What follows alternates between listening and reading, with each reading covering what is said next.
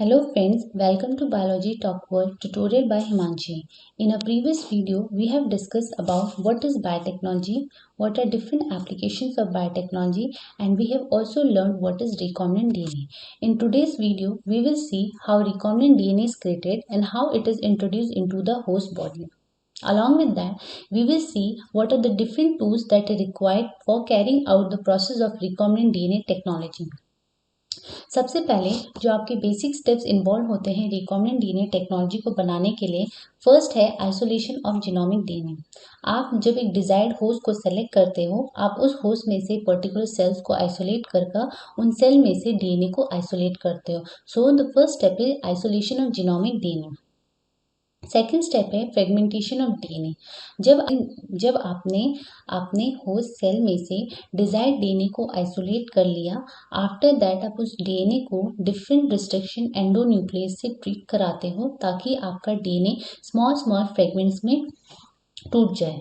In the third step आपके पास जो अभी वेरियस फ्रेगमेंट्स डिफरेंट साइज के जो डीएनए के फ्रेगमेंट है, आप इनको स्क्रीनिंग करते हो और इसमें से वो वाला डीएनए का पीस आइडेंटिफाई करते हो जो ट्रांसलेशन करने के बाद आपकी नीड के अकॉर्डिंग प्रोडक्ट को देता हो। इन द फोर्थ स्टेप जो आपका डिजायर्ड पीस ऑफ जीन है, आप उसको एक पर्टिकुलर वेक्टर के साथ लाइगेट करके रिकॉम्बिनेंट डीएनए बनाते हो। After formation of recombinant DNA, आप इस रिकॉम्बिनेंट डीएनए को एक पर्टिकुलर होस्ट बॉडी के अंदर इंसर्ट कराते हो by the help of different techniques like micro injection and heat treatment etcetera. Recombinant DNA जब एक होस्ट बॉडी के अंदर चला जाता है, उसके बाद हम उस होस्ट बॉडी को एक पर्टिकुलर मीडियम में रखकर उसकी कल्चरिंग कराते हैं। हम यहाँ पे कल्चरिंग इसलिए करा रहे हैं ताकि जो भी हम होस्ट को यूज़ कर रहे हैं वो अपनी बॉडी को रेप्लिकेट करे। जितना ज़्यादा होस्ट रेप्लिकेट करेगा, उसके अंदर का जो रिकॉम्बिनेंट डीएनए है वो भी रेप्लिकेट करेगा और हमारे पास नेचुरल वे में मल्टीपल कॉपीज बन जाएंगे रिकॉम्बिनेंट डीएनए की। In the last step we will carry out transformation of the host cell. जो अब हमारे पास मल्टीपल कॉपीज बनी हैं रिकॉम्बिनेंट डीएनए की, उसको हम एक सूटेबल होस्ट के अंदर एंटर कराएंगे और ये आइडेंटिफाई करेंगे कि वो रिकॉम्बिनेंट डीएनए अपने आप को एक्सप्रेस कर रहा है होस्ट में या नहीं, ताकि वो हमें डिजायर्ड कैरेक्टर्स या फीचर्स को दे। For example let us summarise all the step that we have studied now. सबसे पहला जो आपका स्टेप होता है that is selection of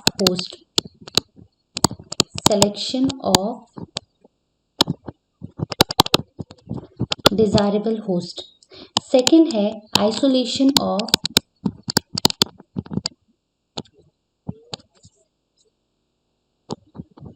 cell. Third is isolation of DNA. And after isolation of DNA, we will do fragmentation.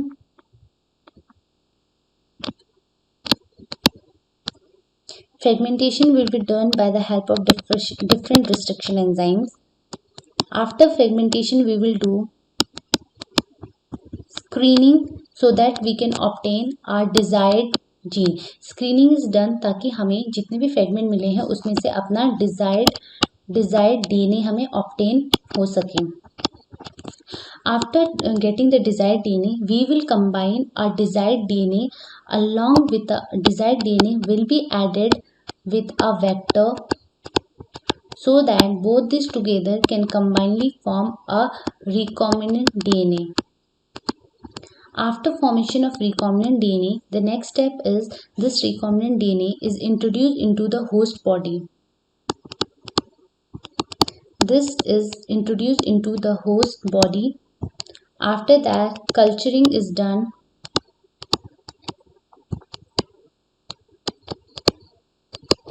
And finally, downstreaming process is carried out. Downstreaming is जो भी आपने host body को culture किया उसमें से आप अपने product को आइसोलेट करोगे। So this is all about कि रिकॉम्बिनेंट डीएनए टेक्नोलॉजी में आप क्या करोगे। सबसे पहले अपने होस्ट को आइडेंटिफाई करोगे, उस होस्ट के बाद उसमें से सेल्स को निकालोगे, सेल को डिफरेंट केमिकल्स के ट्रीटमेंट के थ्रू ट्रीट करने के बाद आप उन सेल में से उस होस्ट का डीएनए आइसोलेट करोगे। डीएनए को आइसोलेट करने के बाद आप उनको डिफरेंट रिस्ट्रिक्शन एंजाइम से ट्रीट कर डिफरेंट फ्रेगमेंट्स में ब्रेक डाउन करोगे। जब आपके पास मल्टीपल फ्रेगमेंट्स मिल जाएंगे डीएनए के, उसमें से फिर आप अपना डिजायर्ड डीएनए को सेलेक्ट करोगे। After selecting the desired DNA आप उसको वेक्टर डीएनए के साथ कंबाइन करा के रिकॉम्बिनेंट डीएनए का फॉर्मेशन करोगे। ये रिकॉम्बिनेंट डीएनए आप होस्ट बॉडी के अंदर एंटर कराओगे। जनरली रिकॉम्बिनेंट डीएनए टेक्नोलॉजी के लिए जो हम होस्ट बॉडी यूज़ करते हैं वो ज़्यादातर प्रोकैरियोटिक्स होते हैं, लाइक आपका इकोलाई हो गया, most commonly used, apart from the other vectors are also used.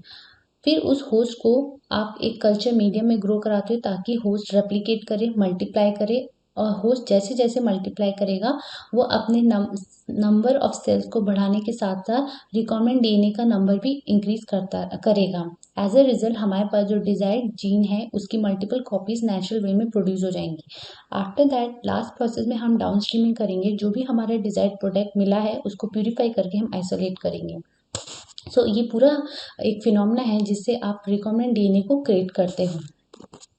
Next there are major tools required for genetic engineer. आप ये जितने भी प्रोसेस कर रहे हो, डीएनए को कट करना, डीएनए को वेक्टर्स के साथ जोड़ना, डीएनए को देन एक होस्ट बॉडी के अंदर ट्रांसफर करना, होस्ट बॉडी को देन आप कल्चर करना, फिर उससे डाउन स्ट्रीमिंग प्रोसेसेस को कैरी आउट करना, इन सारे प्रोसेस को कैरी आउट करने के लिए आपको सर्टेन टूल्स की ज़रूरत होती है। उन टूल्स को हम 3 मेजर क्लासेस में कैटेगराइज करते हैं। फर्स्ट है एंजाइम्स। एंजाइम्स को हम फर्दर क्लासीफाई करते हैं like cell lysing enzymes, example lysozyme, cellulase, chitinase.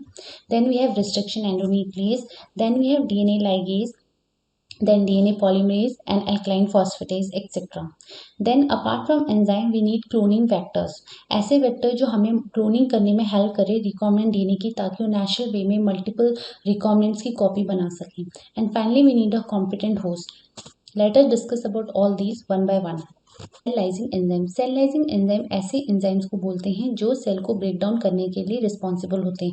Cell की जो आउटर मेम्ब्रेन या आउटर कवरिंग है उसको ब्रेक डाउन करते हैं ताकि हम डीएनए को इजीली आइसोलेट कर सकें। सेल लाइजिंग एंजाइम हम कौन सा यूज़ करेंगे ये एंटायरली डिपेंड करता है कि हम कौन से होस्ट का सेल यूज़ कर रहे हैं। बिकॉज हमें पता है जैसे प्लांट्स हो गए, फंजाई हो गए, बैक्टीरिया हो गए या डिफरेंट एनिमल्स हो गए, उनका जो सेल है वो डिफरेंट डिफरेंट कंपाउंड से मिलकर बना होता है। जैसे प्लांट के केस में जो सेल वॉल है वो सेलुलोज की बनी होती है, इसीलिए सेलुलोज को डिजोल्व करने के लिए जो हमें एंजाइम चाहिए होता है दैट इज सेलुलेज। उसी तरह पेक्टिन को डिजोल्व करने के लिए भी नीड अ पेक्टिनेज, प्रोटीन को डिजोल्व करने के लिए भी need a protease. Similarly animals में लिपिड एंड फॉस्फोलिपिड्स की लिपिड, प्रोटीन और फॉस्फोलिपिड्स की लेयर होती है, तो उनको डिजोल्व करने के लिए we need proteases and ligases respectively. Fungal cells में काइटिन होता है, तो काइटिन को डिजोल्व करने के लिए we need a chitinase, and again lipid and protein के डिजोल्यूशन के लिए we need a lipase and protease respectively. Bacteria cell की जो सेल वॉल होती है वो वेरियस लिपिड, फॉस्फोलिपिड, लाइपोपॉलीसैकेराइड से बनी होती है, तो उनको ब्रेक डाउन करने के लिए we need an enzyme known as lysozyme. Now next is restriction enzyme. Restriction enzyme को मॉलिक्यूलर सीजर भी कहा जाता है बिकॉज इसको हम एक सीजर के एनालॉजी के साथ कंपेयर करते हैं।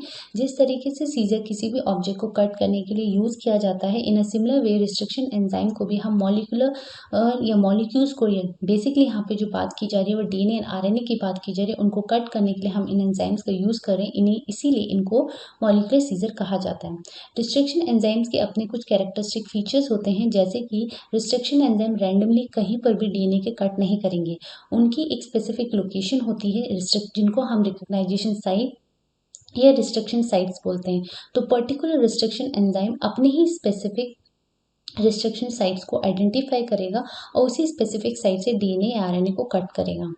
सो पहला जो फीचर है रिस्ट्रिक्शन एंजाइम्स का वो है जब वो डीएनए के साथ बाइंड करता है तो पहले वो स्कैन करता है through out the length of the DNA, and secondly after scanning वो अपनी स्पेसिफिक रिकॉग्नाइजेशन साइट्स को आइडेंटिफाई करता है, जहाँ पे जाकर वो बाइंड कर जाता है। वहाँ से वो जो आपका जो डीएनए है और आरएनए है उसमें जो न्यूक्लियोटाइड है, शुगर फॉस्फेट का जो बैकबोन है उसको कट करता है।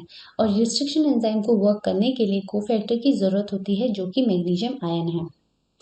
रिस्ट्रिक्शन एंजाइम को हम 2 क्लासेस में क्लासिफाई करते हैं, one is exonuclease and second is endonuclease.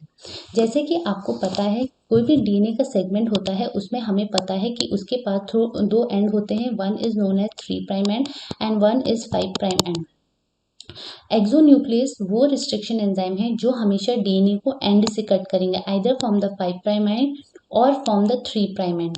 जबकि एंडोन्यूक्लियसेस ऐसे रिस्ट्रिक्शन एंजाइम होते हैं जो डीएनए को हमें हमेशा सेंटर से कट करते हैं, not from the end. Centre से कट करने वाले रिस्ट्रिक्शन एंजाइम को हम एंडो रिस्ट्रिक्शन एंजाइम्स या एंडोन्यूक्लियसेस कहते हैं, जबकि एजेस से कट करने वाले रिस्ट्रिक्शन एंजाइम को हम एक्सोन्यूक्लियस कहते हैं। Now, how restriction endonuclease work? Restriction endonuclease mainly एक specific sequence को target करते हैं और specific nucleotide sequence को DNA के ऊपर identify करते हैं और वहीं से DNA के sugar phosphate bond को break करते हैं। जब रिस्ट्रिक्शन एंडोन्यूक्लियस वर्क कर रहे होते हैं तो जब भी ये डीएनए को कट करते हैं तो यहाँ पे दो पॉसिबिलिटीज बनती है कि ये दो टाइप्स के एंड्स क्रिएट कर सकता है। अगर रिस्ट्रिक्शन एंडोन्यूक्लियस, सपोज मान लीजिए कि आपके पास ये एक डीएनए का सेगमेंट है 3' to 5' एंड 5' to 3'। आपके पास कोई ऐसा रिस्ट्रिक्शन एंजाइम है जो इस डीएनए को एक ही लोकेशन से कट कर रहा है ताकि आपके पास डीएनए के जो सेगमेंट बने उनके पास स्मूथ एंड्स बने। तो ऐसे स्मूथ एंड्स को हम ब्लंट एंड बोलते हैं। तो रिस्ट्रिक्शन एंजाइम आपके ब्लंट एंड्स भी क्रिएट कर सकते हैं। सेकेंडली, अगर रिस्ट्रिक्शन एंजाइम आपके इस तरीके से कट कर रहा है कि वो स्टिकी एंड्स को प्रोड्यूस कर रहा है, फॉर एग्जांपल जैसे कि यहाँ पे मेंशन है GAATTC, और सपोज फर्स्ट वाला एक स्टैंड है और दूसरा is a second stand of the DNA. जब भी स्टिकी एंड्स क्रिएट होंगे तो जो आपका रिस्ट्रिक्शन एंडोन्यूक्लियस है वो हमेशा between the same nucleotide cut करेगा। जैसे कि यहाँ पे G एंड A के बीच में कट कर रहा है पहले स्टैंड में, तो दूसरे स्टैंड में भी G एंड A के बीच में कट करेगा। यहाँ पे ध्यान देने वाली बात ये है कि ये जो रीडिंग फ्रेम है वो सेम होना चाहिए। जैसे कि लेट अस कंसिडर, अगर ये 3' to 5' एंड है और नीचे वाला अगर हम कंसिडर करें 5' to 3' एंड है, तो जैसे आप फर्स्ट वाले स्टैंड को रीड कर रहे हो 3' से 5' की तरह, तो यहाँ पे ये GA आपका जो रीडिंग फ्रेम है वो GA बन रहा है। सिमिलरली सेकेंड वाले स्टैंड को भी आपने सेम ओरिएंटेशन में रीड करना है, that is from the 3' to 5', तो वहाँ पर भी ओरिएंटेशन और जो रीडिंग फ्रेम है दैट इज GA वो सेम होना चाहिए। तो कुछ रिस्ट्रिक्शन एंडोन्यूक्लियस जब इस तरीके से वर्क करते हैं कि they cut between the same nucleotide, तो वो कुछ ओवरहैंगिंग स्ट्रक्चर्स को क्रिएट करते हैं। जैसे कि अगर एक यहाँ पे कट कर रहा है तो यहाँ पे एक सेगमेंट छोटा एक सेगमेंट बड़ा इस तरीके से क्रिएट होते हैं, और ये जो आपके सेगमेंट है एक्स्ट्रा सेगमेंट जो ओवरहैंग करते हैं इन्हीं को हम स्टिकी एंड्स बोलते हैं। यहाँ पे ब्लंट एंड स्टिकी एंड्स के बारे में थोड़ा सा और डिफाइन किया गया है। जब भी ब्लंट एंड प्रोड्यूस होंगे तो हम किसी भी ब्लंट एंड को किसी भी दूसरे सेगमेंट ऑफ डीएनए के साथ ऐड कर सकते हैं, बट वहाँ पे जो हमारी रिक्वायरमेंट होगी वो है लाइगेज एंजाइम, जो कि दो डीएनए सेगमेंट के बीच में फॉस्फोडाइस्टर बॉन्ड को क्रिएट करके उनको ज्वाइन कर देगा। लेकिन हम most of the experimental cases में स्टिकी एंड्स को यूज़ करते हैं। स्टिकी एंड्स को यूज़ करने का रीज़न ये है कि हमें ईजिली रिकॉम्बिनेंट डीएनए बनाने में हेल्प करते हैं। For example let us understand कि हमारे पास एक एनिमल है जिसका डीएनए हमने आइसोलेट किया, सेकंड एनिमल है जिसका डीएनए हमने, सपोज हमने एक रिस्ट्रिक्शन एंजाइम लिया, मान लीजिए एक्स नाम का कोई रिस्ट्रिक्शन एंजाइम है, उसको हमने फर्स्ट वाले एनिमल को भी हमने सेम रिस्ट्रिक्शन एंजाइम से ट्रीट कराया, लेट अस कंसीडर कि वो यहाँ पे कट कर रहा है। सेकंड वाला जो एनिमल का डीएनए उसको भी हम सेम रिस्ट्रिक्शन एंजाइम से ट्रीट करें, तो सेकंड वाले एनिमल के जो डीएनए के सीक्वेंस में जहाँ पर उसके स्पेसिफिक रिकग्नाइजेशन साइट्स होंगे वो उसी स्पेसिफिक साइट्स पर जाके कट करेगा। लेट अस कंसीडर कि इसने यहाँ पे कट कर दिया, तो अब जो हमारे पास फ्रेगमेंट्स यहाँ पे बन के आए हैं वो कुछ इस तरह से आपको मिलेंगे, और ग्रीन वाले के केस में एक छोटा फ्रेगमेंट, एक बड़ा फ्रेगमेंट, एक बड़ा फ्रेगमेंट, एक छोटा फ्रेगमेंट। अब यहाँ पर अगर हमें इन दोनों डीएनए को एक दूसरे के साथ ऐड ऑन करना है, लेट अस कंसिडर इस डीएनए के पीस को we want to add up with this piece of DNA, तो हम यहाँ पे इजीली इन दोनों को ऐड कर सकते हैं बिकॉज इनके जो सीक्वेंस होंगे वो एक दूसरे के कॉम्प्लीमेंट्री होंगे। यहाँ पे कॉम्प्लीमेंट्री इसलिए होंगे बिकॉज जो रिस्ट्रिक्शन एंजाइम हम जो यूज़ कर रहे हैं दो अलग अलग डीएनए को कट करने के लिए, वो हमेशा एक ही रिकग्नाइजेशन सीक्वेंस में कट करेगा। तो स्टिकी एंड्स का one of the great advantage यही होता है कि हमें रिकॉम्बिनेंट बनाने में इजीली हेल्प करते हैं। Next is nomenclature. हमारे पास जितने भी रिस्ट्रिक्शन एंडोन्यूक्लियसेस हैं, रिस्ट्रिक्शन एंजाइम्स हैं, उनको हम स्पेसिफिक पैटर्न में नेमिंग करते हैं, उसको हम नॉमेनक्लेचर बोलते हैं। जैसे कि इकोराई के केस में, जैसे हमारे पास ई को R1 है, ये एक रिस्ट्रिक्शन एंडोन्यूक्लियस है। यहाँ पे जो फर्स्ट लेटर है वो हमेशा जीनस को रिप्रेजेंट करेगा।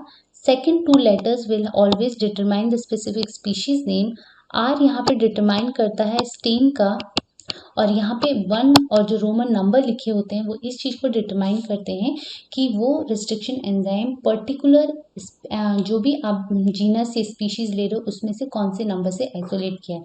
जैसे ई यहाँ पे स्टैंड कर रहा है इश्चर्चिया जीनस को, CO कोलाई स्पीशीज को, R यहाँ पे स्टेन का नाम है, एंड 1 डिटरमाइन कर रहा है कि ये फर्स्ट नंबर पे इश्चर्चिया कोलाई का जो R स्टेन है उसमें से पहला सबसे पहले जो एंजाइम हमने आइसोलेट किया है वो इको आ रहे हैं। सिमिलरली हिंद थर्ड में H हेमोफिलस से हेमोफिलस जीनस से लिया गया है, IN इन्फ्लुएंजा से लिया है, D यहाँ पे आगे स्टेन है, तो हेमोफिलस इन्फ्लुएंजा का जो D वाला स्टेन है उसमें से तीसरे नंबर पर हमने हिंद थर्ड वाले रिस्ट्रिक्शन एंडोन्यूक्लियस को या रिस्ट्रिक्शन एंजाइम को आइसोलेट किया, इसीलिए इसको हिंद थर्ड नेम दिया गया है।